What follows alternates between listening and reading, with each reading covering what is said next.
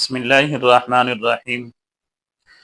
اللهم بارك لنا في رجب وشعبان وبلغنا رمضان. د رجب میاشت چې کله شریک کېدله نو نبی مهربان صلی الله علیه وسلم دا دعا کوله: اللهم بارک لنا فی رجب و شعبان. یا الله د رجب او د شعبان په میاشتې شمیشته برکت وچوي، وبلغنا رمضان او رمضان میاشتې تمیژه ورسوي. نو دا په یو ځای باندې د رجب او د شعبان د میاشتې دی ورسره رمضان میاشتو. نو پیغمبر علیه الصلاۃ والسلام د رمضان د پر وصول کو چې الله رجب او شعبان د برکتی کړتا او بیا په خیر او عافیت سره میژه رمضان میاشتې ته ورسوي. د دې وجنه رجب ته انتظار رمضان وي، په دې شي د سړی انتظار چې بس رمضان ارنږدې در رمضان روان ده، و شعبان د ته اهتمام رمضان وي. د دې وجنه پیغمبر علیه الصلاۃ والسلام د شعبان میاشتې ریژې نیولې.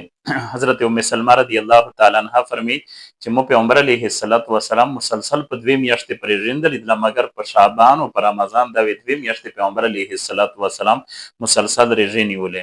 و رمضان میاشت خو بیا هم میاشتو چې د الله تعالی د رحمت او د برکت حاصلولو بهترینه ذریعہ ده. نو رجب د انتظار رمضان دو، و شعبان د اهتمام رمضان دو، و رمضان د الله تعالی د رحمت او د برکت د حاصلولو بهترینه ذریعہ ده. نو د دعا د سړی اهتمام کوي. پیغمبر علیه الصلاۃ والسلام د رجب په ابتدا شي دا ویلا چې میژو تو سه پر رجب شي کم از کم دا دعا تیرای چې اللهم بارک لنا فی رجب و شعبان وبلغنا رمضان.